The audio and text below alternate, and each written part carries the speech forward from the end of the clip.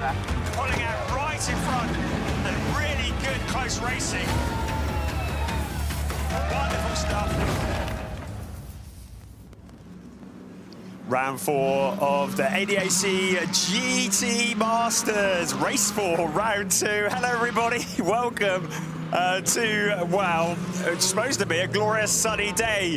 It's June, we're on the beach at Zandvoort, but it has been very, very much weather focused this weekend. We've had torrential rain, now the rain has cleared and it's very strong winds, which may well have an effect on how things shake out today.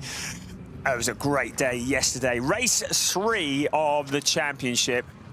And it was there that we saw Simon Prim and Finn Zulauf finally break the bad luck that they had at the Lausitzring to come home and take a win. At the moment, the cars are just heading to the grid. We have a little bit of a delay getting things going here. Our formation lap is due to start at 14:32 local time. So we've got about 11 minutes before we actually start this race, the GT Masters race. So the weather playing havoc with the schedule. We've just had a very exciting Formula Regional race, which had some very high drama in it. We've had a couple of Porsche Carrera Cup races this morning, Porsche 6 Carrera Cup Germany and Porsche Carrera Cup Benelux. At the moment, we want to get this going because as you just saw from the shot there, the black clouds are looming. Earlier in the week, everybody told me it was going to be hot and sunny here at Zandvoort on the Sunday. Well, it's a lot of rain has fallen. The track is kind of fairly green as well. There's Leo Pickler just heading his way to the grid. So it was yesterday that we saw that win for Simon Prim and Finn Zulauf, but it was the BMWs that were looking really strong. Tim Zimmerman and Leighton Fury taking the fight all the way to the flag. And Leighton Fury, talking to him last night, was saying, I was really tempted to give it a go, but I knew how hard the drivers in front were pushing. I knew how much Finn Zulauf wanted this, the first win in ADAC GT Masters, and I wasn't prepared to take the risk. In third place yesterday were the Holzum twins, Sandro and Giuliano, and that was their best ever result in the ADAC GT Masters as a partnership as well. It has been a great season so far. We're only up to race 4. First 2 races of the season were endurance races, so that new format that we trialled last year, and that was our opener at the Lausitzring. We had 2 races at the Lausitzring which were 80 minutes in duration rather than the 60 minutes you'd normally expect. Blimey, it's like a disco there down on the pit straight. I can't hear myself. We've got 2 more endurance rounds coming up later in the season, one at the Nürburgring in July and one at the Salzburg Ring in September. But this is the first sprint weekend here at Zandvoort, and it is so good to be here. We are 20 kilometers or thereabouts from Amsterdam, located in the North Sea dunes of Netherlands. Track has a very unique atmosphere, often a party atmosphere, mainly due to its close proximity to the sea. Lots of tourists here as well, but it's a wonderful, wonderful circuit. Always a privilege to come here, especially since it was re-profiled and back in 2020 with those big banked corners. There is Simon Prim, and he has every reason to look happy because his teammate, Finn Zulauf, currently has a 100% record in qualifying, i.e. every qualifying session that Finn Zulauf has ever done in the ADAC GT Masters, he's stuck it on pole position. Okay, it is only the 2nd qualifying session he's ever done, but hey, that's a great place to try and repeat what was a great win yesterday. They had so much bad luck at the Lausitzring, and it feels as though their luck has finally turned. But it was a very slippery qualifying session this morning, and it looked as though Alex Fack was going to be the car starting on pole position. The one you can just see coming towards us now, the Porsche. He was at the top of the timesheets for the majority of that session, and then in the closing stages, it was Finn Zulauf who got the better of the really tricky, slippery conditions. Conditions where we saw many cars off onto the gravel track just trying to stay on the track. It was during fairly heavy downpour this morning that quali took place. It just means that it's taken an awful lot of effort to get this grid formed as it is, and we are set there for what is likely to be a really exciting race this afternoon as we see Simon Prim and Finn Zulauf just posing for the cameras. And there is Team Boss, a familiar face to all DTM fans. That is Max Powell, who himself finished on the podium yesterday in the DTM race. He's going to be racing a little later on in the second DTM race of the weekend. But he's here as Team Boss and advisor to these two young drivers, his two young proteges, two drivers who are without a doubt very much in contention for the championship after their dreadful weekend at the Lausitz-Ring. I should really stop talking about that. They are now on the scoreboard well and truly. They have 32 points. They'd love 72 points at this stage. They're 32 points. They're fifth in the point standings. Currently, it's Leo Pickler and Simon Birch who lead the way with 58 points. But the pole position for Finn Zulauf this morning would have scored an extra 3 points to close them in on that championship lead. It was a clean sweep for Leo Pickler and Simon Birch at the Lausitz-Ring. They got 50 points out of a maximum 50 points available during the races, having won both of them. But it wasn't so easy yesterday, and it was an 8th place. They really seemed to struggle with traction and with the conditions. There's so much to talk about, so much to analyse. My name is Brian Oliver, bringing you the commentary alongside me again today. The voice of DTM. Good afternoon, Chris Hartley. Hello, Brian. Hello, everybody. Yeah, welcome to day 2. Dry for now, but very, very windy. And another rain-affected qualifying session this morning. Pole position, then, has been a bit of a cursed chalice so far this year because we've had 3 races, and each time the pole sitter has failed to win the race. Can Finn Zulauf and Simon Prim change that trajectory in this 4th race of the season? So the season opener, they were on pole position, but only finished 13th in race 1 at the Lausitz-Ring. Race 2 at the Lausitz-Ring, the HRT Mustang of Max Rice and Nicholas Callas got their first pole position in the championship, but they retired from the race. And then yesterday, Janis Fischer got pole position in the wet with a great lap in the SR Motorsport Schnitzel Mercedes and led the race in the early stages. But then the car cut out, and by the time he got it fired up again, coming out of turn 12, he dropped to last place. They started to make a comeback, and then the second half of the race, pretty much exactly the same thing happened when his teammate Maurice Viskirchen took over. So pole position and finished in last place. So nobody has yet won a race from pole position. It's been wide open in terms of the championship so far. 3 races, and 8 of the top 9 teams have got at least 1 podium finish now. The only ones that haven't are the pairing in 6th place of Eduardo Cosseteng and Julian Hanses in the FK Performance BMW. But they were close yesterday because they were, what were they, 11th on the grid, and a really good first stint from Julian Hanses got them into contention. Eduardo Cosseteng finished off the job, and they finished in 4th place in a race, certainly in the conditions yesterday, Brian, where the BMWs were absolutely on fire. They all came through the field, didn't they? They were really dialed in, especially that one there in the hands of Tim Zimmerman and Leighton Fury. That was looking very rapid, but all the BMWs coming through the field. It is actually the most successful brand in GT Masters here at Zandvoort. In the past has been the Audi. They've had 5 wins here at Zandvoort. But yesterday, Kari Strauner and Alan Valente was in 11th place for them, and Dennis Bulatov and Nico Hanke a 10th place for them. So the Audi's not so strong here at the moment, but it could all change. And I know we keep harping on about the weather, but it really could be a factor, because I'm looking outside and it was sunny earlier. There was some blue sky poking through, but already the black clouds are gathering and the wind does play havoc. If it's a tailwind out along the pit straight, I'm told you have to have some very good grip and some very good brakes into turn 1. If it's a headwind, you need good acceleration. If it's a crosswind, it makes it really, really tricky. Big crowd gathered here as we get ready for the start of this race. And you're looking there at the number 8 car, the Liquimoli Team Exo Lamborghini Huracan. that has Jonas Karklees at the wheel. He's qualified that car in 9th place for this race, but he is in the Pro-Am category. You've got 2 cars in the Pro-Am category, and Alex Fack second on the grid. He is in a really good position to extend the championship lead of both him and Alexander Schwarzer. So we have 2 Pro-Am pairings, and they are fighting for the Pro-Am championship as well as in the overall championship.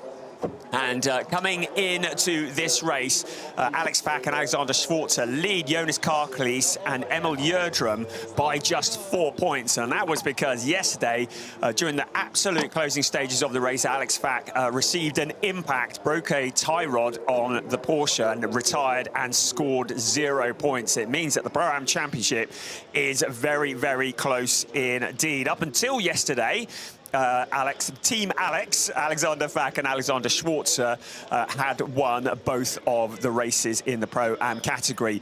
The thing about the Pro-Am pairings is that when we get to the mandatory pit stop, because there will be a pit window that opens 25 minutes into the race, it will remain open for 10 minutes. When we get to that pit stop, there's a minimum pit stop time, and the Pro-Am pairings have a minimum pit stop time that is 15 seconds less than everybody else in the field. So Alex Fack will be wanting to get in front in this race to get some space up front, and then with that additional, effectively 15 seconds from the pit stop, could be in a very strong position in this race. The engines are running, as is traditional in the ADAC GT Masters. They're lined up Le Mans style. That's appropriate for this weekend, isn't it?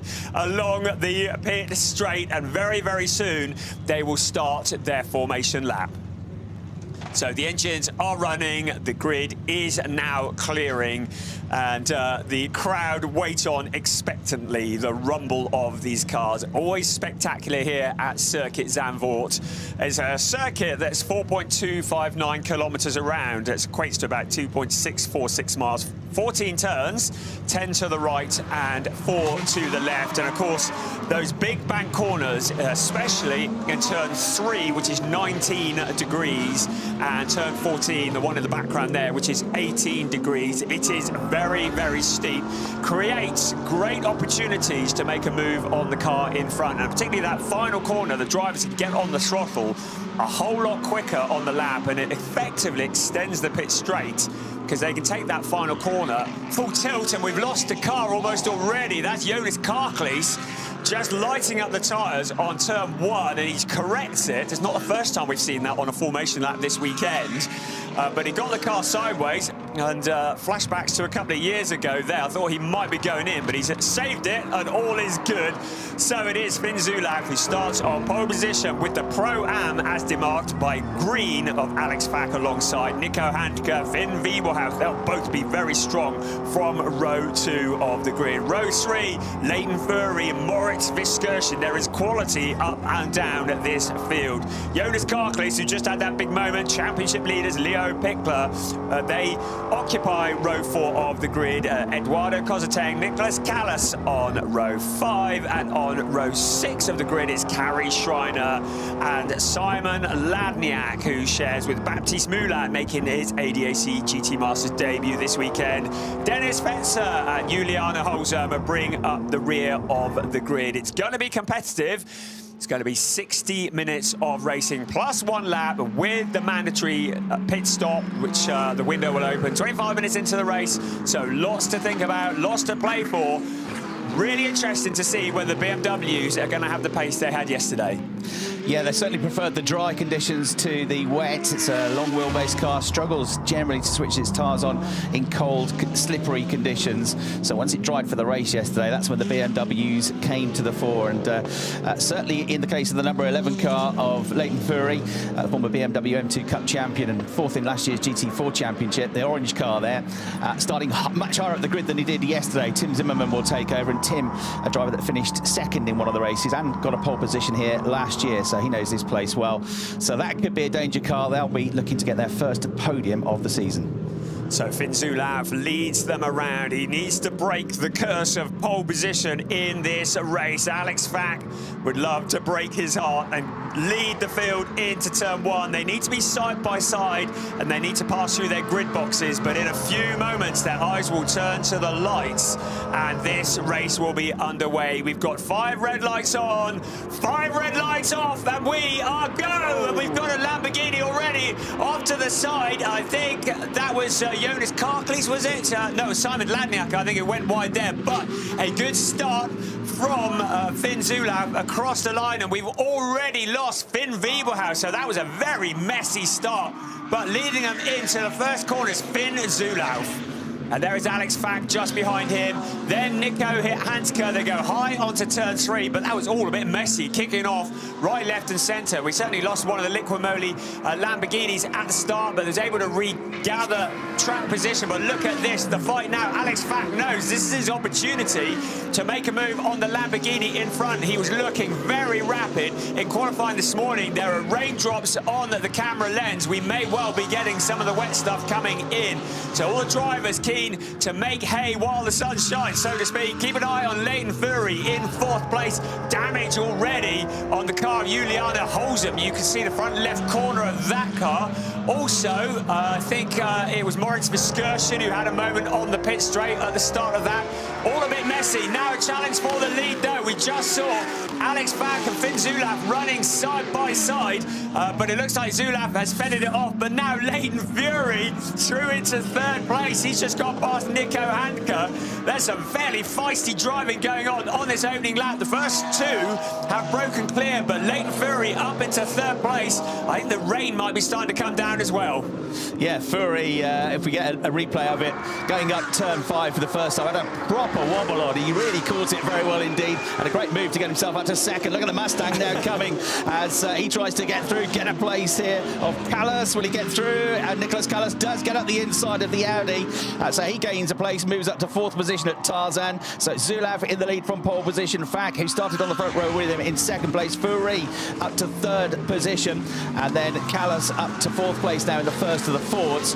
I think what the messy start was, I think the white Ford Mustang of Finn Zulauf had a problem off the line and didn't get going. And then there was evasive action from the Lamborghini, which was why it ended up on the grass. Yes. And also the Mercedes had to get, almost take very evasive action.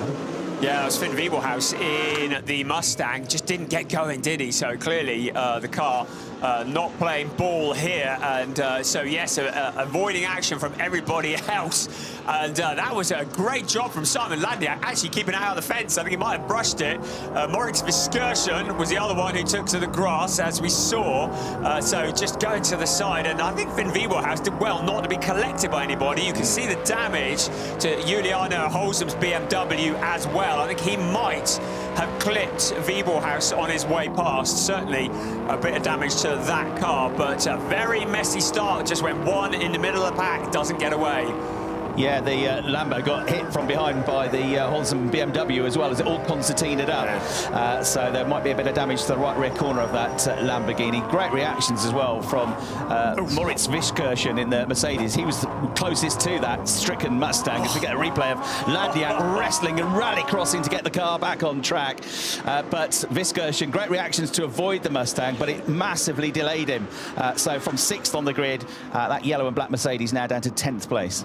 And the remnants of the billboards are scattered by the cars. So now Simon Ladniak, that is the other. It's Jonas Karklees, in fact, with Juliana Holzem coming through. So Holzem has not been scared by that at all. Leo Pickler, championship leader, now challenging Jonas Karklees. So this will be for 7th place. Maybe that's 6th place at the graphic, yet to update on that. But there's Juliana Holzem. Now, the damage to the front of the car is not going to affect the, it's going to affect the aerodynamics. I don't think there's any other issues there. It doesn't look like it's touching a tyre at the moment.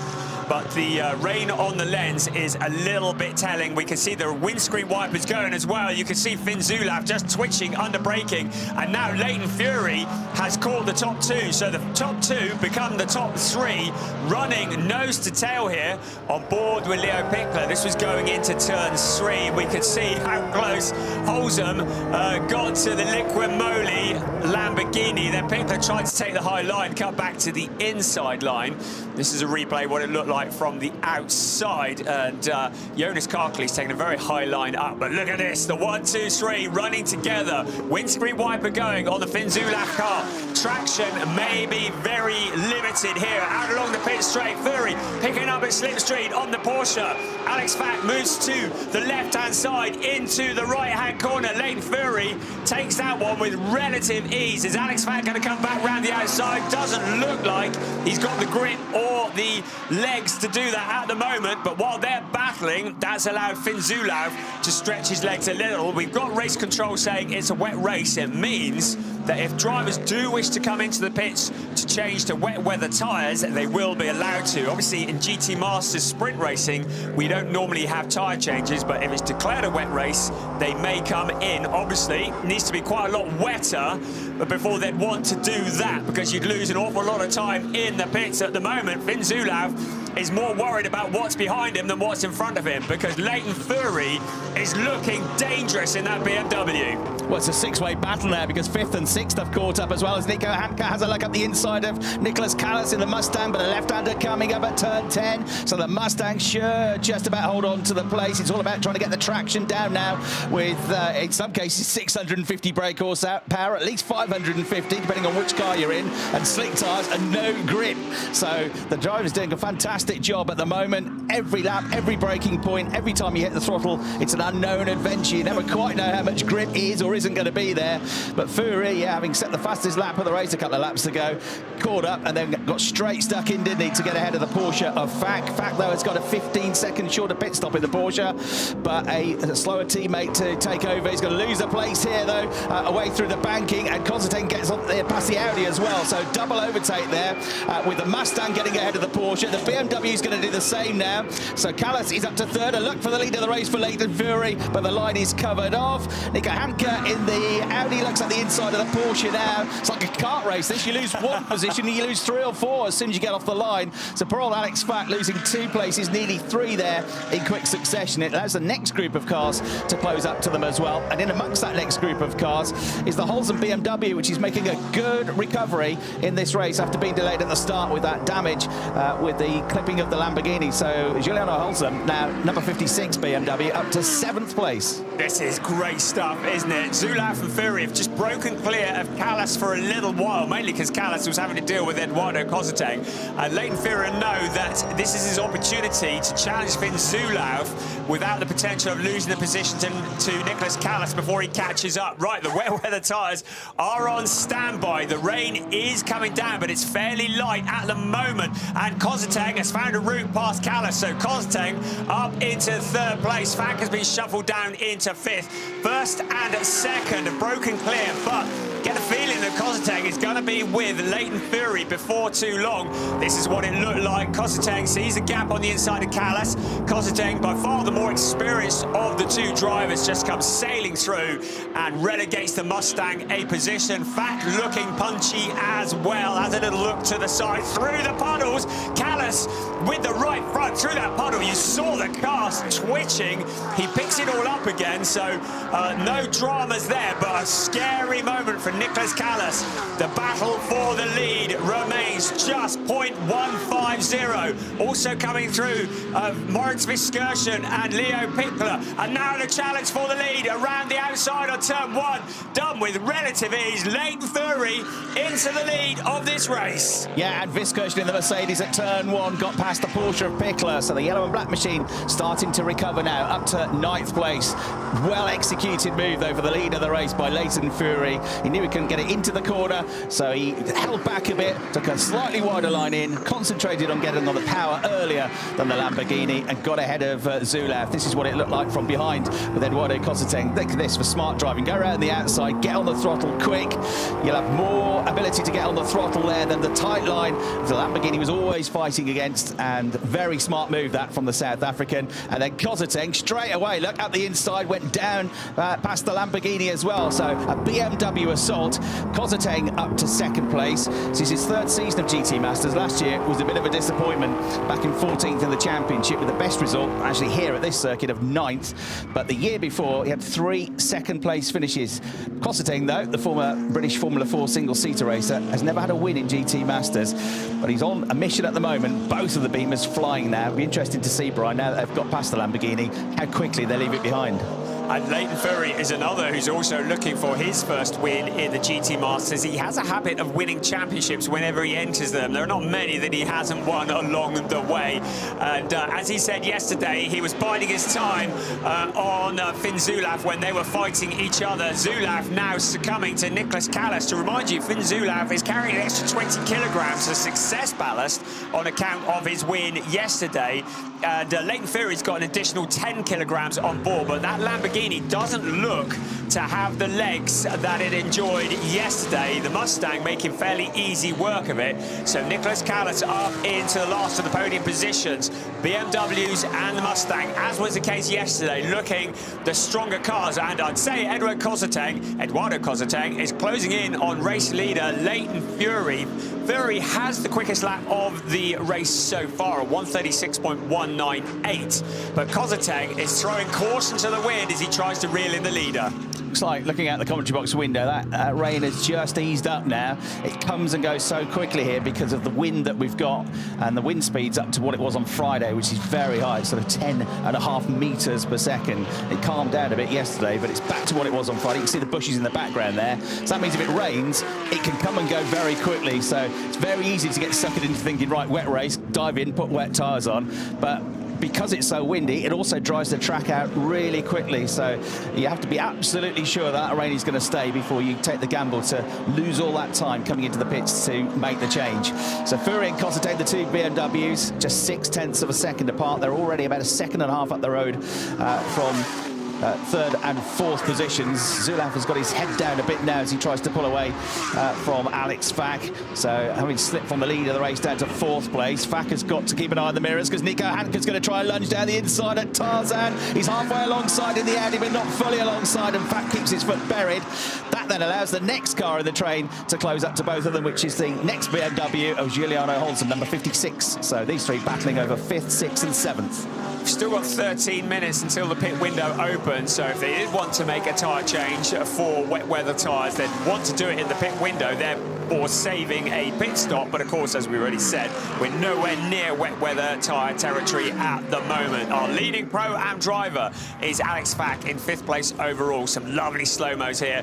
They build them strong at BMW. They just take a load of curb, get the car airborne across, both the BMWs taking the shortest possible line across the corner. That is your 1st and 2nd place cars. At the moment, Leighton Fury has it under control, about 7/10 from Eduardo Cosseteng, but Cosseteng made that 6/10, so he's taken about a 1/10 out of that lead. I haven't seen Cosseteng looking this punchy in a very long time. Certainly looking like he's going to take the fight all the way to Leighton Fury. And his teammate drove really well yesterday, didn't he, Julian Hanses? So it's a good pairing, that, and they're certainly in contention for the win here. Fury has got the fastest lap of the race now last time around, which tells you the track is beginning to dry again, a 135.822. It was quicker in the first sector, but Cosseteng was a bit quicker in the middle sector, so it's a bit nip and tuck between the leading two BMWs. Nicholas Callas in the leading Ford in 3rd place, just in a 136.8, but a 136.6 for Zulauf. So now that it's starting to dry out again, and that little bit of rain has gone, Zulauf is feeling more comfortable in the blue Lamborghini, the PAL Motorsport Lamborghini. So I wouldn't be surprised if he comes back at that Ford in the next couple of laps to try and get himself back into a podium position.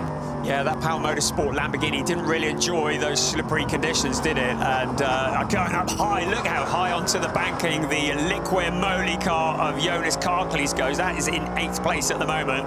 The view for Moritz Viskursen out of turn 3, around turn 4, up here. You can hear the car bottoming out as it goes up over the hill. It's a blind crest, takes a lot of courage to keep your foot buried on it as you come over the hill, then downhill to turn 7. Quite heavy braking, and it's a corner that catches a lot of drivers out. The Mustang that we're looking at in 3rd place, now getting a queue behind, and as predicted, I think Finn Zulauf is now starting to think about an attack to get back that 3rd place. Alex Fack will be looking fairly eager there as well. Nico Hanke in the background.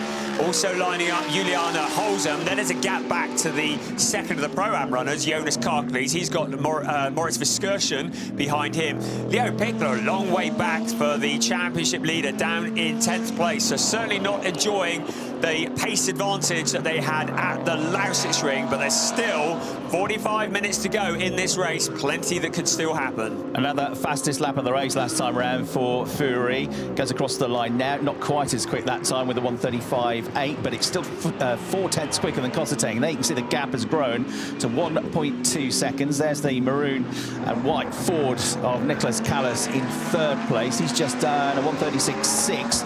But again, the Lambo behind of Zulauf was a bit quicker, 2/10 quicker. So third to fourth gap coming down. Another super slow-mo through the Hans Ernst block, the Hans Ernst corner. That chicane where they slow down from, what, 215 kilometres an hour in fourth gear, slam it down to second, 100 kilometres an hour, go right, go left. And that's the corner, that left-hander where Leighton Fury pulled off a brilliant move yesterday to grab second place, putting two wheels through the gravel. So he is in the lead of the race. Kosseteng follows. Nice big gap back to third, side by side for fourth though, and Alex back down the inside gets past Finn Zulauf. So Zulauf was looking to try and catch the Mustang. He's ended up losing a place here to Alex Fack because, a bit like the Lambo, Brian, that Porsche didn't like it when it was getting slippery. Now that it's drying out again, Alex Fack, former Porsche Super Cup racer, has got the bit between his teeth.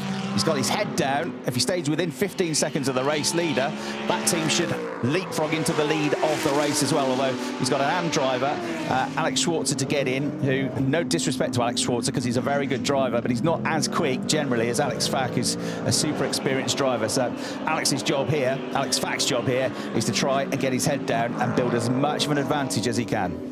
You give Alex Fack half a chance, he is going to take it. That's exactly what happened. A very, very rapid racer, as you say. And now we'll set about after Nicholas Callas. So out along the pit straight, there is Nicholas Callas in the red and white Mustang, then Fack. Then it is Zulauf, then Handke and Holzem. Now, having a little look to the outside, we know the BMW is really quick here at Zandvoort. So Holzem now around turn 2, really close up behind Nico Handke. And it'll go high up onto the banking. Will it take a different line? Following him for the moment, out of turn 3, over the hill into turn 4. This is the part of the track that takes a lot of courage to get your foot buried on it. A quick left and a quick right up over the crest of the hill once again. Zulauf now with two cars lined up behind. And I think Nico Handke starting to look a little bit impatient as they head in towards turn 7. At the moment, though, Zulauf just focusing on the job at hand, looking ahead, keeping the car in all the right places, knowing that if he just keeps it on the racing line, it's going to be really hard for Nico Handke to muscle his way through. But any mistakes at all from Finn Zulauf, and he's going to be railroaded a couple of positions. Our race leader, Leighton Fury, has opened up quite a gap there. I wonder if Eduardo Kosseteng's had a moment or not, because his last lap was significantly slower than race leader Leighton Fury. So Fury looks to have this under control at the moment, and he's going to be handing the car over after the pit stop to Tim Zimmerman, who is a very experienced pilot. So that BMW in a really strong position. Long way to go, but if it stayed like this, by my maths, Fury and Zimmerman would move to second in the championship. They weren't even in the top 6 at the start of the weekend, so they'll move on to 63 points. Pickler and Birch, who are in 8th place again, like they were yesterday, would be on 66, so only 3 points clear as it stands. And then 51 points, Eduardo Kosseteng and Julian Hanses, if it stays like this. I know a long way to go, but they move up to 3rd place. So it really is, every race, somebody seems to do better, somebody that has done well does worse, and the championship table keeps going up and down like a yo-yo, doesn't it? But it's a case of, if you can get a win somewhere, it really boosts you up the order, like we saw yesterday for Simon Conor Prim and Finn Zulauf. They went from 13th up to, what was it, 4th in the championship at the time. So those wins this season are going to be key, especially as it's a relatively short season. Now, Alex Fack has got himself onto the back of Nicholas Callas. He's started the lap about 7/10 of a second behind. There's no way that gap is 7/10 of a second anymore as they come into the left at turn 10. And Fack looks like he's just got that car completely underneath him, Brian, whereas the Ford Mustang looks a bit more of a handful to get through and into the apex. I wonder if this is just weather related, because Fack started on the front row, appeared to be going backwards, but now, as you say, he's suddenly got his mojo back, and Nicholas Callas starting to look vulnerable. Alex Fack, a vastly more experienced driver than Nicholas Callas, who is enjoying his 4th ever race in the ADAC GT Masters. Of course, scored a pole position at the Lausitz Ring last time out, but doesn't have anywhere near the experience of Alex Fack. And Fack, you can just see how dialed in that Porsche's looking. Out of Ari Leyendijk corner, out onto the pit straight. Fact maybe just a little bit too far back to challenge into turn 1. So just keeping him within reach, but not quite close enough to make that move. So Callas holding on to 3rd at the moment. Then there's a gap back to Finn Zulauf. Nico Handke there as well, and Juliana Holzem. Then another gap back to Jonas Karklu. So we've got several battles raging in little groups around the track at the moment. Leighton Fury, though, has broken clear of Eduardo Kozatek. 2.887. We are 4 minutes and 4 3/4 minutes away from the pit window opening. That's when the dynamic of the race might change somewhat. Look at this now, just a great shot coming out around turn 6. You see the cars dancing around on the bumps of the surface. Yeah, and there are some parts of the track that are much smoother than others around this track as well. It's an old-school track, which was first built as a street track back in the late 1930s, became a permanent racetrack in 1948.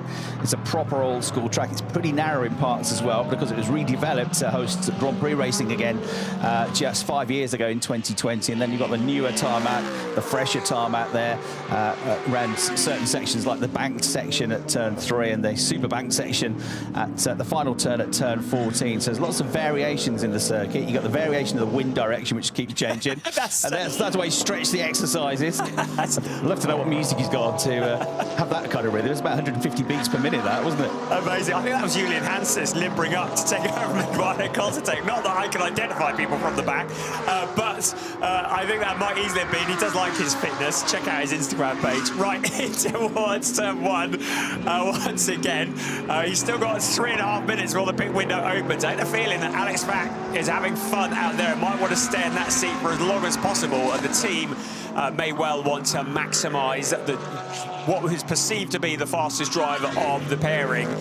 Nicholas Callas, though, doing a great job just holding on that 3rd place. The growl of that Mustang as he tears around the banking of turn 3. So no changes at the moment, but it feels like a grenade about to go off. You think this is all going to change in a moment's notice. Suddenly, Finn Zulauf starting to look more vulnerable to Nico Handke. So Zulauf started on pole position in 5th place. Of course, when he qualified that car, he didn't have the success ballast on board, so it's 20 kilos heavier, at least, what was fuel as well, than it was in qualifying this morning. So Nico Handke challenging him, but now Alex Fack has that route on the inside, and Nicholas Callas squeezes through. Job done. He's been lining that one up for a while. Nicholas Callas, not a respecter of experience, has a little look, maybe has a think about trying to get back, but I think Alex Fack has this one coloured off. Into the chicane they will come, and then out on towards turn 13 onto the banking. But Callas, he left quite a big gap on the inside there, didn't he? In fact, did not need any more of an invitation. It's not a typical overtaking spot, that, so he probably didn't expect it, but it was well lined up by Alex Fack. He knew exactly what he was going to do the corner before he pulled off the manoeuvre. I was just looking at the lap times as well, because Callas was, when he was trying to fend off the Porsche, he was lapping as quickly as the race leader, so Fack really was pushing him on. It was a good effort by Callas to keep the Mustang ahead for a while, and Callas wants to stick as close as he can to Fack now, trying to follow him through, trying to find and learn some maybe just little nuggets about how to go a bit quicker around here, because Fack is absolutely flying at the moment, and we'll see what this lap time is like, this first full lap since he got released, but I reckon he's, if not as quick as the leaders, quicker than. In the wet qualifying, he obviously did a great job this morning to get onto the front row of the grid in that Porsche, and he was good at the start in the dry. When it was greasy and damp, the Porsche didn't like it on the slick tyre, and it was a bit of a handful, but now it's dried up again. We're seeing Fack absolutely flying in through the first sector. Yeah, he does a 32.4, the two ahead of him, and no quicker than that. A 32.4 for Fury, a 32.6 for Kozatek through the first sector. So expect probably a personal best lap here from Fack of the race. And he will want to do as much as he can to get that car as far up as possible, because if the pit stop was now and everybody stopped at the same time, Alexander Schwarzer would come out some 6, maybe 7 seconds in the lead of the race. But of course, we've got a long way to go. And as I said before, I think Alex Fack will probably stay in the car till quite late in the pit window. We continue to see the battle for 5th. The pole sitter, Finn Zulav, with that extra weight on board, has Nico Handke just monstering him all the way. It's Lamborghini versus Audi. Love the fact that we see the sparks rising from the Lamborghini, particularly around turns 5 and 6. Really dramatic stuff. There's Alex Fack in 3rd place, who's left Nicholas Callas behind a little now, and then the fight we've been focusing on for 5th, Finn Zulav, Nico Handke. Juliana Holzem's progress forward seems to have just stalled a little at the moment. Jonas Karklees behind him. Moritz Viskursen in 9th place in the yellow and black Mercedes, the only Mercedes in this race. And then championship leader Leo Pickler, fairly subdued 10th place. Haven't really mentioned Dennis Fetzer yet in 2nd place, Simon Ladniak. And in all of this, we did actually lose Finn Wiebelhaus, didn't we? So he actually never made it to the start of the race. We saw the car failing to get away at the start, and he did pull it into retirement. The pit window is now open. You can see the light grey P on your graphic. When the P goes dark, it means that they either are or have pitted. And if it goes red, it means we're in for drama, because it means they've gone below the minimum pit stop time for all cars not in the Pro-Am category. Minimum pit stop time is 85 seconds from pit entry to pit exit. For the 2 Pro-Am cars, the minimum pit stop time for pit entry to pit exit is 70 seconds. They must not go below that minimum pit stop time, otherwise there will be a sizable penalty incoming. So, just going off the boil a little bit, is Eduardo Cosseteng, and if he had a wobble somewhere on that lap, but he did a 1:37.5, which is about a second slower than he has been going. The tyres are being worn out now as Holzem comes in, first one to come in the number 56 BMW, and yeah, not too surprised to see Pickle coming in. He's struggling a bit in that car, isn't he? So they are the first 2 to come in. That last lap, a 1:37.0 for Fury, so the pace is going off a bit. 1:37.0 for Cosseteng as well, but a 1:36.6 for Fack. So he's starting to get the gap down to those 2 BMWs ahead of him, just over 5 seconds. Time now for some gaffer tape, everybody. It's gaffer tape moment. We often have one of these in a race, and that corner, just tidying it up, tearing off any bits that will fall off, and then the obligatory gaffer tape, not even colour matched. But they don't mind about that. So Giuliano out, Sandro Holzem, his twin brother, will be in. We've got Leo Pickler handing over to Simon Birch. Simon Ladniak will be handing over to Baptiste Moulin. And Carrie Schreiner will be handing over to Alan Valenti. So 4 cars into the pits. No immediate hurry. We're not allowed to have loads of mechanics working on the car, just 2 permitted.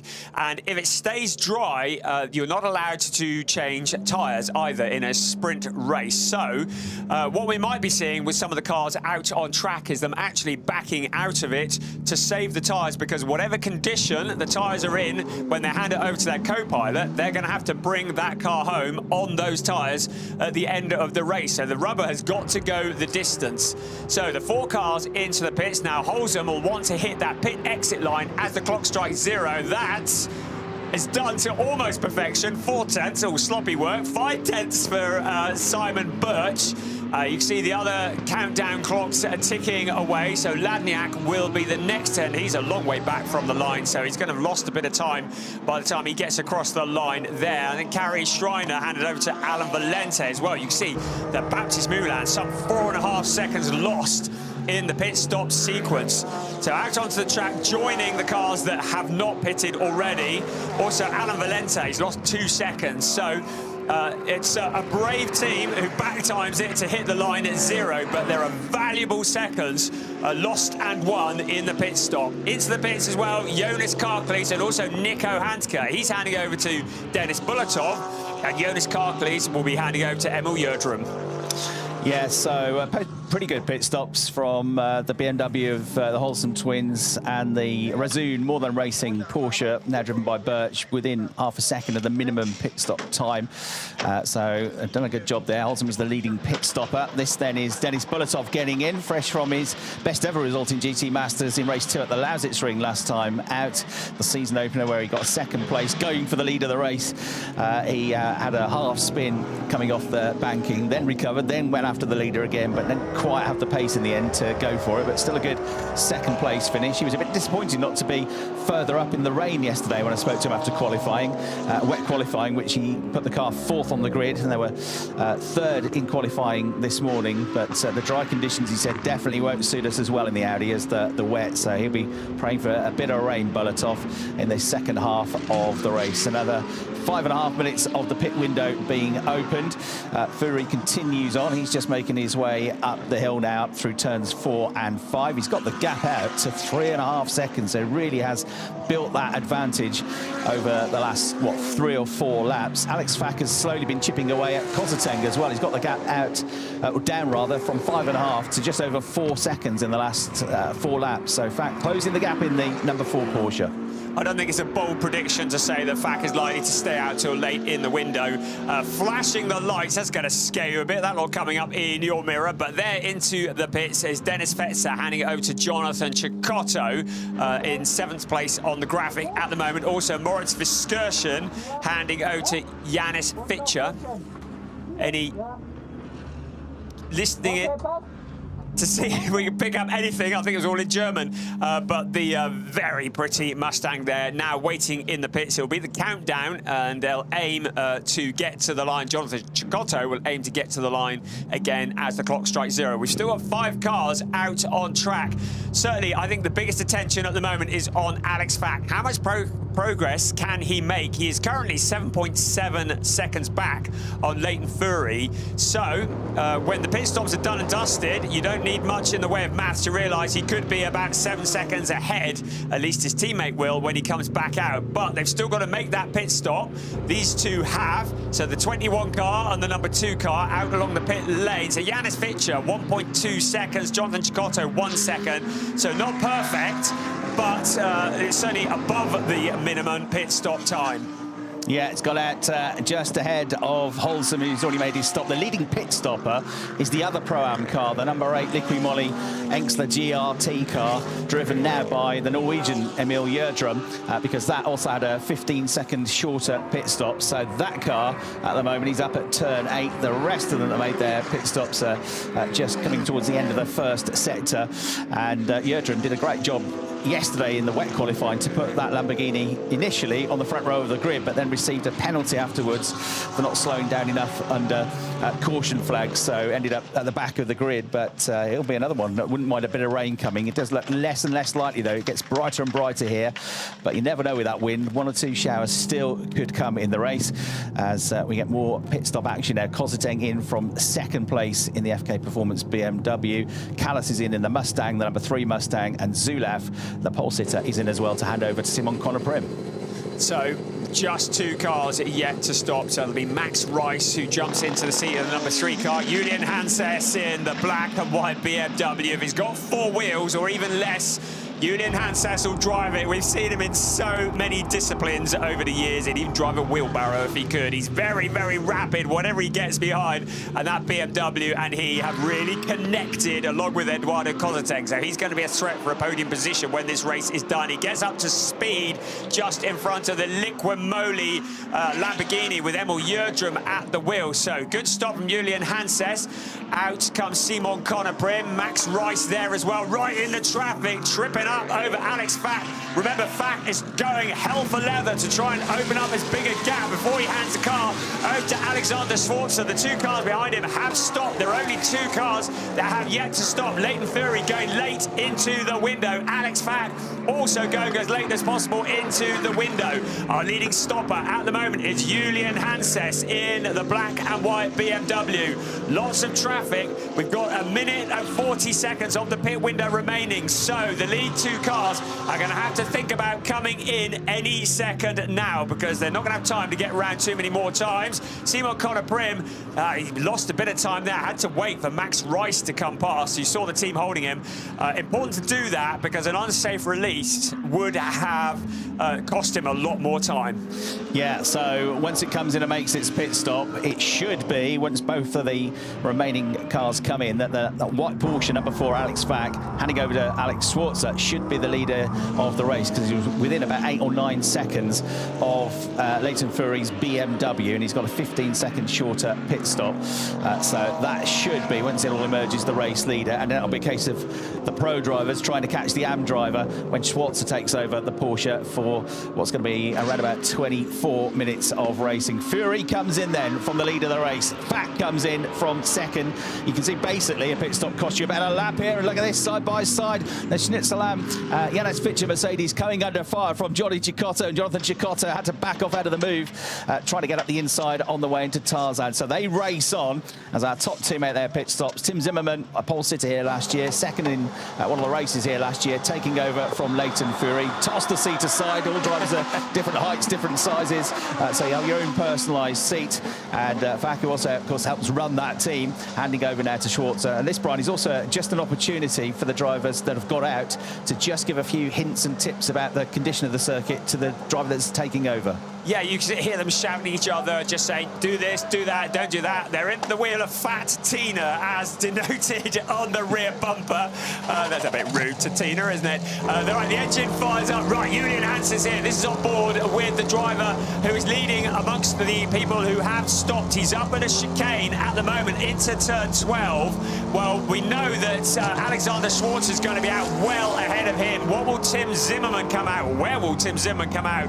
At the moment, Julian Hanses up into turn 13, up onto the banking. Hanses is up there onto the pit straight now, but Zimmerman is rolling in the pit lane. Of course, the tyres would have cooled down because he's been stationary for over a minute in the pits. He's out of the pit lane now, so Zimmerman is going to come out into the lead at the moment, to the second, should I say, at the moment, because Schwartz is in the lead. But here comes Julian Hanses. He has the momentum, he has the heat in the tyres, so a solid third place. Schwarzer, on account of that shorter pit stop, well ahead of Tim Zimmerman at the moment. So the question will be, can anybody catch the red and white Porsche? There was a time when you go, well, Alexander Schwarzer, he's a bronze-rated driver, they'll catch him easily. But I have to tell you, Alexander Schwarzer just gets quicker and quicker. He's got Alex Fack coaching him, and is proving to be pretty rapid. So just because it's a bronze-rated driver in the lead doesn't mean that Tim Zimmerman is just going to catch him and pass him. Yeah, and Hanses looking very good in third as well. He's a definitely potential race winner here. So when we were watching those final two pit stops, he found a way past the Lamborghini of the other Pro-Am car, number 8 machine of Emil Yerdrum. So he got past him in the middle of the lap somewhere, because that was the car that was leading after it had made its shorter pit stop as well. That's quite a long way in the background now. You can see the blue and white Lamborghini. So this is the car of Julian Hanses, and just the one guest drive in GT Masters at the Nürburgring last year, but in a Mercedes, in the Schnitzelau Mercedes. So he is coming into this off the back of a good winter break, where he was the 992 Porsche Cup champion in the Middle East Trophy. Something rather different in rather warmer conditions, I would imagine. So let's see now they get into the rhythm what the lap times are like. So Schwarzer goes through. This is going to be his first full lap, so we'll see how much they're catching him by and work out if they can close that gap in 22.5 minutes plus 1 lap. But I would say that the Porsche is not as far ahead as it was ideally like to be. However, it is well ahead of that Lamborghini in the background, the 4th place car, which is the car it's really racing against, because that's the other Pro-Am. So even if it loses 2 places to the BMW, it's still going to be the BMWs, it's still going to be the Pro-Am leader, and it's still very much on course for an overall podium finish, isn't it? It is, and it's all very much to play for, because everybody has stopped. What you see on the track is what it is. No more differences in pit stops or anything like that as they are out on the track, as the order they're running in is now just gloves off all the way to the flag. And I think Tim Zimmermann has reeled in Alexander Schwarzer maybe a lot quicker than Schwarzer in fact had hoped for. Zimmermann really is reeling him in quickly, but Julian Hanses looking very, very quick, maybe even quicker than Tim Zimmermann. He's closed in on him. Remember that the Zimmermann car has got a bit of an additional success ballast of 10 kilograms, and that might not seem much, but that could make a big difference, particularly when fighting an identical car that is now looming up behind as Jonathan Cecotto has a little excursion. That's out on turn 10. He rejoins. Doesn't look like he's got any damage, but he's down in 11th place, so not going to be troubling the podium finishers on this occasion. But Schwarzer, what is the gap? Just 9/10 to Zimmermann now. So Zimmermann has closed in, but look at Julian Hanses into turn 1. And as long as they're scrapping with each other, Schwarzer will be happy about that, because suddenly Zimmermann, having been the attacker, is now the defender. Julian Hanses, lights flashing, suddenly has a sniff of a victory in this race, taking a lower line through turn 3, out up over the hill once again, picking up a slipstream from behind Tim Zimmermann's BMW, allowing Schwarzer just to break clear a little. Now, if Tim Zimmermann makes the challenge on Schwarzer, he may well leave himself vulnerable to Julian Hanses. You can see the car just wobbling a little bit under braking, and then back on the acceleration. This is your 1, 2, 3 in the race. The 3 podium contenders all running together. Hanses has a look to the outside, a much tighter line from Tim Zimmermann there on that corner, but now Hanses has a little look at the gap. Zimmermann slams the door in his face. Now Hanses, will he duck to the side? This is going to be a really important part of the lap as they head towards turn 11, towards the chicane. A good exit out of the chicane and into turn 13. And I think Julian Hanses might be wondering whether he can make a challenge out along the pit straight in just a few moments. So through the chicane they come. This is the critical bit. Hanses has a little look to the inside. Now into turn 13. It's flat out all the way around this corner into turn 14, out onto the pit straight. But suddenly Zimmermann has broken clear. He knows he's got to get past Schwarzer as quickly as possible to defend from Julian Hanses. Hanses has dropped back a little, and now Zimmermann, with a nose in front, takes the lead of the race.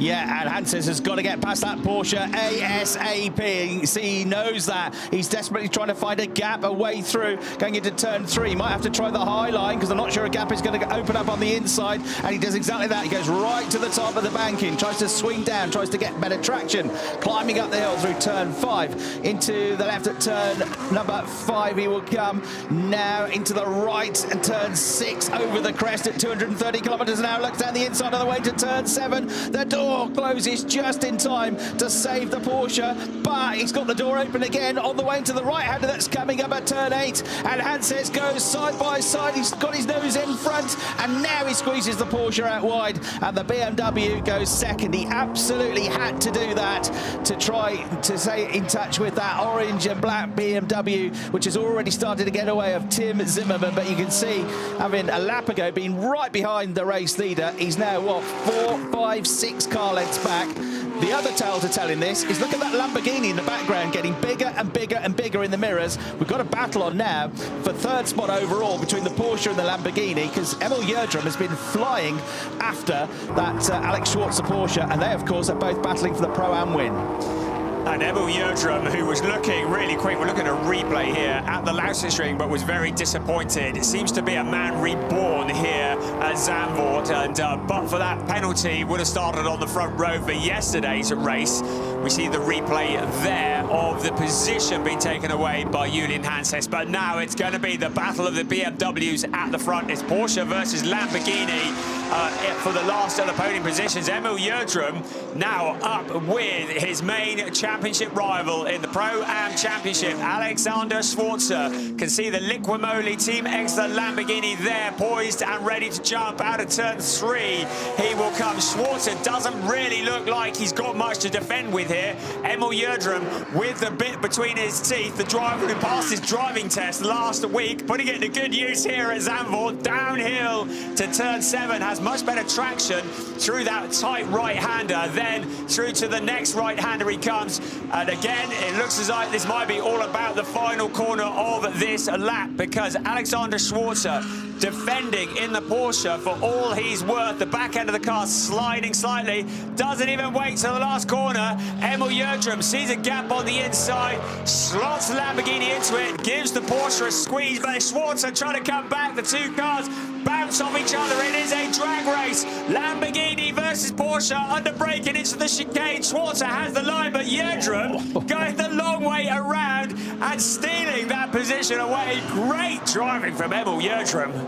They both gave each other room and respect as well, didn't they? Took the tight line into turn 10 in the Lamborghini, but because he was so tight, he couldn't get on the power as quickly and early as he wanted to let the car drift out to the right-hand side of the straight. He also had a Porsche in the way there, and that was really smart driving from Schwarzer. He said, well, I'll stay on the outside line, I'll get on the gas quicker, and that was what sent them side by side down the straight. But in the end, a brave move under braking into the chicane for Yerdrum. Now, whichever of those two wins the Pro-Am category in this race will be the Pro-Am Championship leader, because Fak and Schwarzer were on 77 points, only 4 clear of Carcliss and Yerdrum, and it's 5 more points if you get the class win. So as it stands, the Lamborghini pairing of Yerdrum and Jonas will move into the Pro-Am lead by a point. That's a replay of Cecotto being sent off wide coming out of the left-hander at turn 10, and that was where he lost the place to the Porsche of Simon Birch. But that's now swapped back around. Cecotto back ahead of Birch because he's been told to give the position back, and he had to wait a long time because he got quite a long way up the road. So to get the position back, he had to ease off the throttle quite a bit. So Cecotto now back into the top 10. It's double pain when you've made that move and then the stewards get involved, and they gave the instruction for the position to be swapped back, and now he's got to do it all again. So Simon Birch is back down in 11th place, having had to give that position back to Jonathan Cecotto in 10th place, but he's got to do all the hard work again. But the stewards not just watching the cars at the front, looking up and down the field, making sure that all is fair. Right, that is Simon Birch, the unmistakable steely eyes as he heads out, following Jonathan Cecotto towards the chicane and out towards turn 13 once again.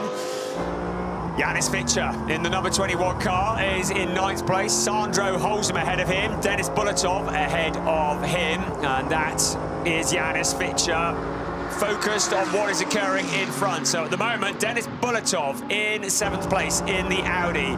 That is what Yanis Fichter looks like when he's focused. This is the view on board. It's a replay.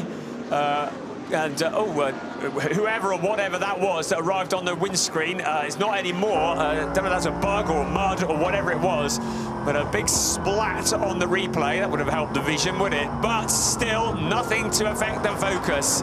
Yanis Fichter, an experienced pilot, has been around for several years in the ADAC circles. Dropped back a little bit from Holzem. Sandra Holzem monstering Dennis Bulatov in the Audi. Now, by my rough maths, unofficially, because they're now back to 11th place, Birch and Pichler are going to finish the race on 63 points as it stands, and winning the race with 25 points would give Fury and Zimmerman the same score. So we'd have 2 teams, 2 pairs, both on 63 points, tying for the championship lead. However, Pichler and Birch would nominally keep that championship lead, because then you go to count back of who's got the most wins, then if you've got the same wins, the most seconds and so on. But they've got 2 wins, those pair of wins from the Lausitz Ring, and it would be the first win for Fury and Zimmerman. But it would be 63 points apiece after the first 4 rounds. And we're, remember, a third of the way through the championship after this. There's Fichter turning his head, looking through the corner. That's what you do as a racing driver. You don't look at the corner you're in, you look at the exit to the corner. You're already dealing with the corner you're in, so you're always looking that 1 step ahead, and that's what he's doing through those left-right sequences. Lots of changes, quick changes of direction around this circuit, and Fichter always turning his neck to look at the next portion of the track,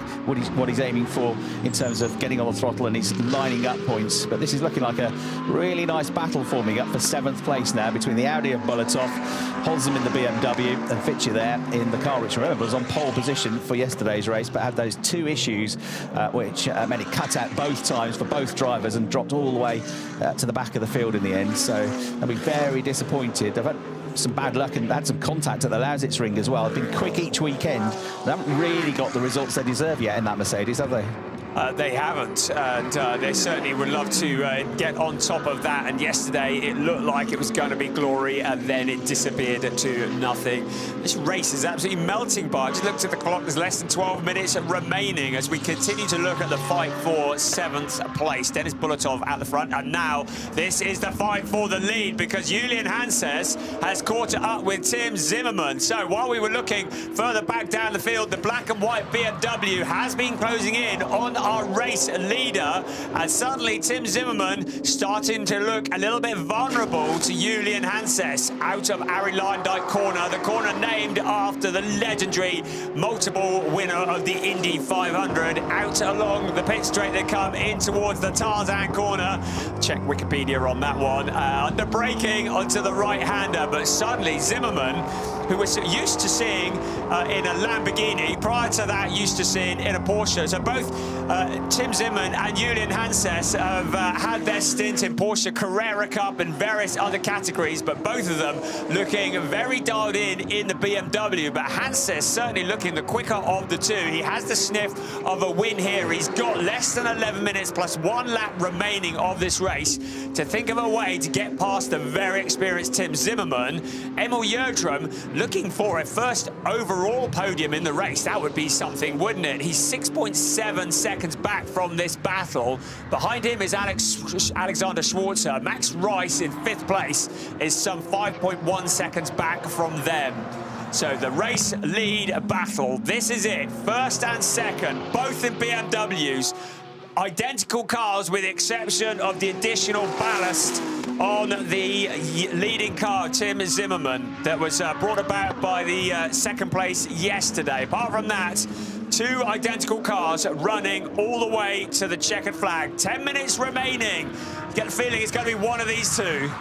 Looks that way. Zimmermann has been a double race winner in the championship. He actually got Audi's 50th victory in 2022 when he was driving with Christopher Mies, and was the first at Hockenheim in the 2023 season as well. Because his teammate, new to this season, has never won a race in the championship, and the chasing car has never, either driver, won a race. As we got Holsom going absolutely side by side with us here, trying to squeeze through and defend his position, but failing to do so. So the Merc comes through with a good exit coming out of the chicane with Janus Fitcher, who you now looking at having gained a place to put himself up to 8th position now. So Fitcher, eyes focused, not that far to get up the road to get his next target, which is going to be Dennis Bulatov in the blue Scherer Sport Audi, trying to get himself up to 7th, flashing the lights. Proper touring car trick that is wholesome, but that's not going to put off the Mercedes driver. And this is what it looked like from the outside. Perfectly pulled off manoeuvre that, because you got that change of direction. He might have been on the outside for the first corner, but he knew he'd be the inside for the second corner. No contact, just running out of road there at the BMW, because the Mercedes stole his racing line. Meanwhile, about 0.4 of a second is the gap between these two BMWs battling for the lead of the race as they make their way out of turn 10 now. Hanses trying to get his first win, and Kosatenga as well in that pursuing black and white machine, flashing the headlights now just to try and distract the driver ahead, catch their eye, catch their attention in the mirrors, make them miss their braking point. But they're all keen and sharp to it, wise to it, these drivers. He needs to get closer than this if he's going to have any chance into turn 1, which is your best overtaking spot here to get through. He's going to have to get much closer than this on the way through this final corner at turn 14. At the moment, looks like he's dropped back a bit, maybe to 6 or 7 of a second behind. I wonder if he's just getting the tyres back into the window. Oh. Problems for Holsom. Smoke pouring from it. I get the feeling that that damage at the front has maybe now made a connection with the tyre. The left front, which was carrying all that damage, yes, it is. The Schubert Motorsport BMW, the sister car of that BMW, starting on pole position in the DTM race coming up next. I hope for something better than this, though. So Holsom, I think that's going to have to come into retirement, because there'll be a technical disqualification if the wing doesn't fall off, but it does. So the wing parts company, the car gets back up to speed. The tyre will be damaged, but as long as it holds together, then no need to come into the pits. This has shades of Marco Wittmann in the DTM race this time last year, and that is how that damage happened. That was at the very start of the race, but Marco Wittmann in DTM this time last year in a car that was slowly shedding wings and bumpers, went on to win the race. I don't think that Sandra Holsom is in a race-winning position here, but there goes the the offending bit of bodywork that was touching the wheel, but he's able to continue. That's a slightly lighter BMW than how it started the race, I think. Meanwhile, Simon Conor Prim in the Power Motorsport Lamborghini has found a way past Max Rice's Ford Mustang, so the number 33 car up to 5th place. With that momentary demise of the BMW of Holzem, it means that Birch and Chicotto and Birch moved ahead of him. So Birch in the championship leading Porsche, number 14, now back into the top 10. That's an extra championship point. So as it stands, they'll lead the championship by 1 point now from the car that is leading the race, Tim Zimmerman, and the driver that took over the wheel for the first part of the race, Leighton Fury. But they've still got to try and win this race, and Zimmerman has not yet been able to shake free the nuisance that is Julian Hanses, who's trying to get his victory as well. They've got to be careful of these shards, these sharp spikes of carbon off these bits of bodywork. Catch one of them with your tyres, and that could be disastrous in terms of a puncture. There's a fair bit of debris coming out of turn 12 as well. We saw that just blown across the track, and there it is into turn 13. You run through that, you could so easily cut that tyre. So nothing is done and dusted in this race. A lot of debris out on track. Simon Bush, steely-eyed, looking ahead, currently in 10th place. Not quite the glory of the Lausitz ring, and he's going to take this full on, and that carbon fibre, very, very sharp, so easy to cut the tyre, and that will have just scattered it even further. So the leading pack will come round, and that will be all across the track as well. So sketchy moments into the very fast turns 13 and 14 on this circuit. Here are race leaders. Tyres inflated at the moment. Tim Zimmerman with Julian Hanses. It was 0.7 of a second when they crossed the line last time. I think it's a bit closer now, but it's Julian Hanses close enough to do anything about the race leader. Now, this is where the majority of the debris is into 13, and Hanses just a little bit too far back from the race leader. Again, I don't think he's going to be close enough, certainly not close enough to pick up a side draft or to pick up a slipstream even along the pit straight in towards the best overtaking opportunity on the circuit. But it feels to me like he's dropped back. Yes, he has. He's lost about 1/10 of a second on that lap. So has Julian Hanses got anything else up his sleeve to have a challenge for the lead? Hats off to Emil Jördrum in the number 8 car, along with Jonas Karklis in a very solid 3rd place at the moment. Alexander Schwarzer in 4th with Simon Conor Prim closing in on him. Max Rice in the background too. Then there's Dennis Bulatov. There's Janis Fitcher in the Mercedes. Then Jonathan Chicotto comes next. Simon Birch, Sandro Holzem, Baptiste Moulin, and Alan Valente. To remind you, we lost Finn Wiebelhaus at the beginning of the race, and Salman Vega never even got to sit in the seat of the car. They were 2nd in the championship coming into this race. They're not going to be 2nd in the championship coming out of it. Yeah, the previous lap, Hanses was nearly 2/10 quicker than Zimmerman through the first sector. There was only 0.5 tenth between them in the middle sector, but the car in second really lost out in that final sector, which takes you basically through the chicane at turns 11 and 12, and then through that bank section, through turn 13, then through the banking at 14. That faster 3rd sector is where the race leader has the edge at the moment. Jördrum doing a fantastic job, looking for a 2nd consecutive Pro-Am win in the Lamborghini, but also looking for a 1st overall podium. They had a 7th place finish at Lausitz Ring, but this would be their best overall finish. They're 13 seconds clear of the Porsche that you're looking at, which is 2nd in class, 4th overall. Alex Schwarzer coming under serious pressure now, though, from Simon Conor Prim. The last lap time was very similar between them, but Conor Prim has had a better lap this time around, so he's trying to dispatch with that Porsche, get himself further up the road. The Porsche is thinking about Pro-Am points, but they all fight for overall total points as well.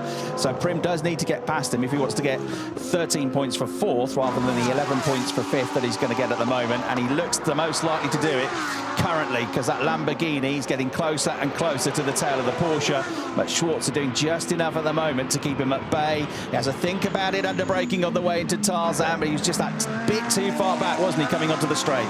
I don't think Simon Conor Prim is going to show a lot of patience with that Porsche, because they really want to get back in the championship hunt, both Simon Conor Prim and Finn Zulauf, after the disastrous Lausitz Ring. It's the tighter line into turn 3. Do well just to not make contact with each other. Made it look fairly easy on the exit of 3. Schwarzer, out of frustration, flashes the lights as the Lamborghini goes sailing past. But now Simon Conner-Prim up to 4th place with 2 minutes and 20 seconds remaining of this race. I think that's probably about as far forward as he's going to go unless some kind of problem befalls the cars in front. It's still the same up front at the moment with Zimmermann leading the way. Here's a replay. You can see Schwarzer just a back end sliding into turn 3, took a high line, tried to duck down, then out of turn 3 they came, and then a little flash of the lights from Schwarzer as well to say see you later. But Simon Conner-Prim was through and out. He went to take away that position. So up into 4th place for the Lamborghini. This is the leader. Now, Julian Hanses looking a little less patient into turn 1. A minute and a half remaining, plus 1 lap of this race just coming up. Tim Zimmermann leads the way, but into turn 2, Julian Hanses is going to be throwing everything at it as he tries to take his first ever win in the ADAC GT Masters. Whichever of these 2 cars wins this race, it's going to be a first ever win for at least one of the pilots. At the moment, Zimmermann, our previous winner, his co-pilot Leighton Fury, has never stood on the top side of the podium in GT Masters. Julian Hanses would dearly love to steal that away from him. Yeah, Gossetegu took the first part of the race, and there we go, straight away the Mustang of Max Rice pounces and gets past Alex Schwarzer as well. That's coming into turn 3, makes sure of it through the banking at the corner, so it's only taking him another lap to catch back up to that car, and that means that Schwarzer is now down to 6th place with Bulatov and also Fitcher coming after him, and they're both quicker, so it could be 2 more places lost for that Porsche before you know it, and currently it's 6. It might be down to 8th place as the leaders go almost side by side now into the right and left hand sequence. Hans Ernst Bocht coming out of that now in towards the penultimate corner, shows his nose. There's no way you're going to overtake there. He's just trying to show his nose and try to put off and menace the race leader. Zimmermann will get to the line before the clock runs out, so there should be time for 2 more laps at the end of this one with 11 seconds left on the clock. They come through now, and yet time for 2 more laps. 2 more laps to defend for Zimmermann, 2 more laps to try and prize a gap, find a way through for Hanses. He's not going to get through at turn 1. Can he do anything special on the way into turn 3? He's certainly looking the quicker, slightly the quicker of the 2 at the moment. He's flashing his lights, all fury in that black and white machine as he tries to get this victory, but Zimmermann is keeping his cool for now. Don't go anywhere. This is going to be a nail biter. Lap and 3/4 of this race remaining. Tim Zimmermann holding on for all he's worth. Julian Hanses looking potentially the quicker of the 2, trying everything to distract the car in front. But at the moment, he cannot find the route past Tim Zimmermann. Has he got any more ideas? Anything else up his sleeve to get past the orange and black BMW? That is leading the way. Leighton Fury will be nervously watching on in the garage as his teammate leads the race, but Julian Hanses, it feels as though Tim Zimmermann almost crawling around the corner trying to stay on the racing line. Now Julian Hanses practically pushing the fellow BMW in front. Now they will come out towards the chicane once again. Hanses closer now than before. Can he keep close to the car in front? Can he pick up a slipstream as they head into turns 13 and 14 in just a few moments? Again, Tim Zimmermann is able just to open up a gap out of the chicane. Into 13 they come, up onto the banking again. Hanses not maybe quite close enough to challenge as we are about to start the final lap of the race. Tim Zimmermann needs to hold on for just another 4 kilometers. Into turn 1 they go, it's side by side between Bulatov and Fitcher. Bulatov in the Audi, looks like he's going to squeeze through. Does he? On the way into the chicane, on the outside at the moment for the left-hand part. No, Fitcher will not let him pass. That's all helping out Schwarzer in the Porsche to stay ahead of them. So he remains at the moment in 6th place, and he's got 2 or 3 car lengths advantage over Fitcher in the Mercedes and Bulatov in the Audi. FK Performance, meanwhile, have their 2 cars, 1st and 2nd. They're looking at a 1-2 here as a team, but they'll be slightly nervous of these two going a bit too much for the race lead and taking each other out. But there might be one more chance, maybe down into the chicane, for the man there in second place, Julian Hanses. And if you're looking for your first win and you've got half a chance, do you throw caution to the wind and go for it, or do you think about the championship, think about the fact that the driver ahead is also racing for the same team as you? Well, he's putting all the pressure on now as he comes out of turn 10 for the final time, and he's about as close as he could be, Brian. Out towards turn 11 to the chicane for the very last time. This is the last opportunity that Julian Hanses is going to get into the braking zone of the chicane. It is the right turn, then the left turn, then it's going to be onto the power all the way to the start-finish line. So onto the power for Tim Zimmermann. Feels like Julian Hanses has run out of time to try and find a route past the car in front. Out of turn 14, he's going to come out onto the pit straight. It's going to be a win for Tim Zimmermann, his third in the ADAC GT Masters. It's going to be a first ever win for Leighton Fury for FK Performance, the South African driver who qualified that car, did the first stint, and it's going to be a win in the Pro-Ams, celebrating through the polystyrene for Emil Jerdrum, along with Jonas Karkley. Second in the Pro-Ams is going to be Alexander Schwarzer. Great stuff going all the way to the line, and in sixth place overall. Rounding out the podium will be Julian Hanses and Eduardo Kozateng. A great result for them.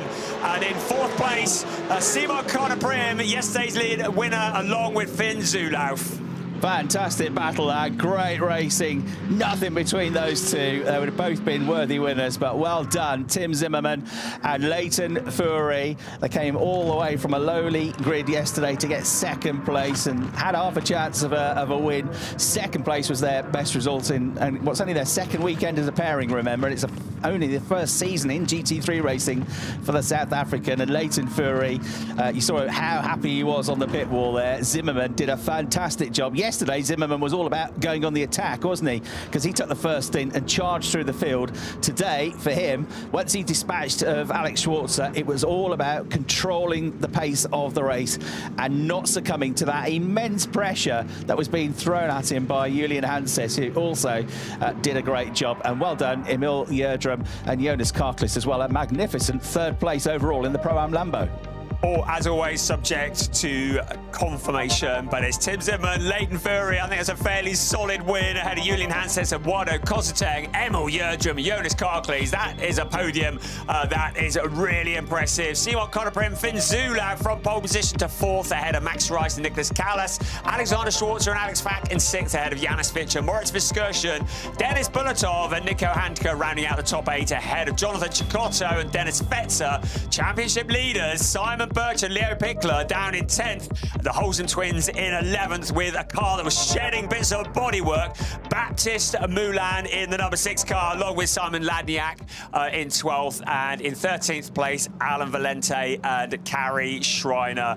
Well, I spoke to Leighton Fury late yesterday evening, and he had a kind of slightly calm confidence about him. And I thought, a confident Leighton Fury is a dangerous Leighton Fury.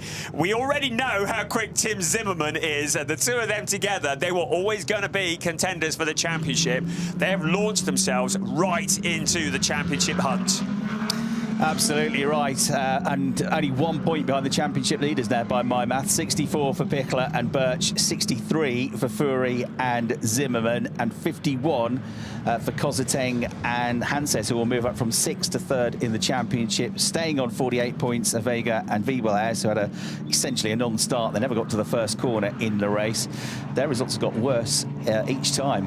How about they? 2nd, 4th, 5th, non-finish. So it's been a downward spiral for the defending champion Salman Vega. Also on 48 points will be Finn Zulauf and Simon Conner-Prim now, having got up to 4th place in that race.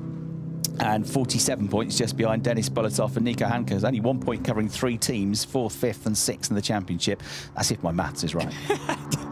Well, it's probably more reliable than mine. Well, that was the first sprint weekend. We've had 2 sprint races. We now have 4 endurance races coming up, which is an altogether different kind of animal. So we're going to be at the Nürburgring in the 2nd week of July. We're accompanying the Truck Grand Prix again.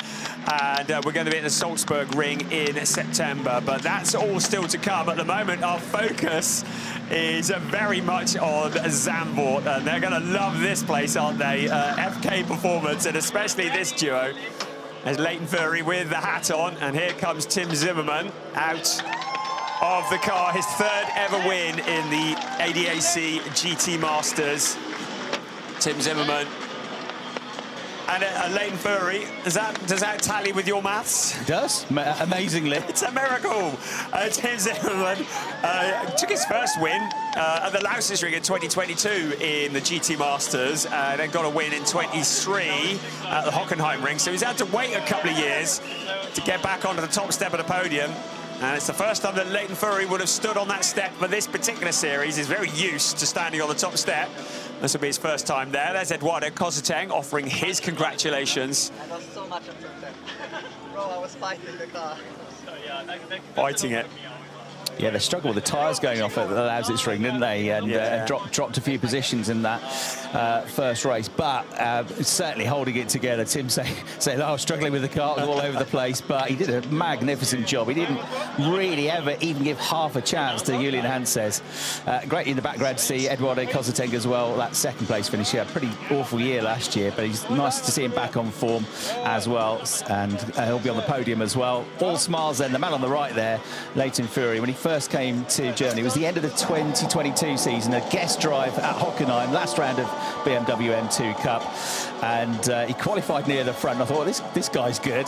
And then he went and got on the podium in only his 2nd race in what was a very competitive field. He'd never even been around Hockenheim before, and I thought, this young man's got a bright future, and he certainly has, hasn't he? Already, 2nd weekend of GT3 driving, and he's a race winner, Brian. He is. It was only a matter of time, wasn't it? You just saw Finn Zulauf shrugging his shoulders at the camera, clearly a bit frustrated with the pace of the car in that race, but they'll come back stronger at the next round. But our focus very much on this 6 drivers, and there is Emil Jerdrum along with Jonas Karklees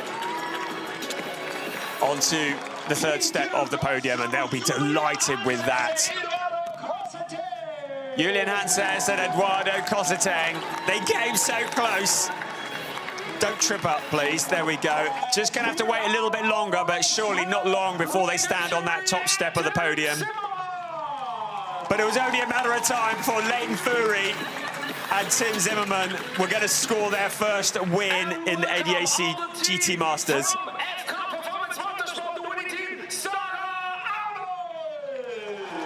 And then a representative from FK Performance Motorsport to receive a trophy on behalf of the team.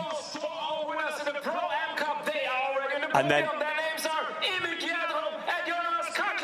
so Emil Jerdrum and Jonas Karklees get another set of trophies for winning in the Pro-Ams, of course. But first, the national anthem.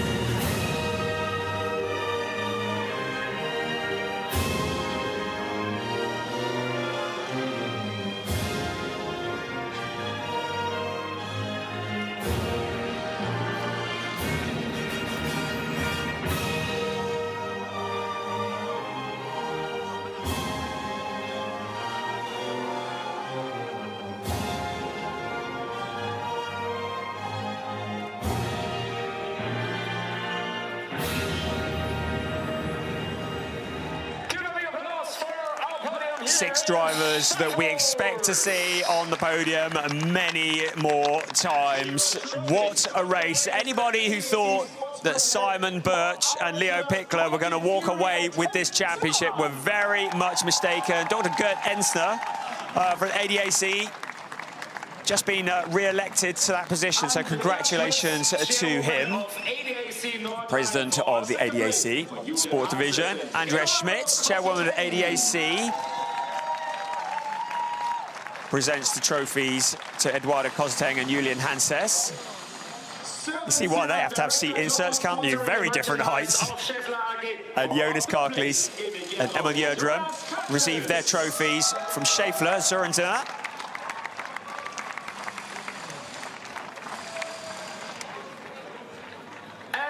And then the team trophy, Dr. Gert Ensner again will present the team trophy. And then I hope Emil Jördrum and Jonas Karklis have got big arms, because they've got another load of trophies to come now, and that'll be for the Pro-Ams, the win in that.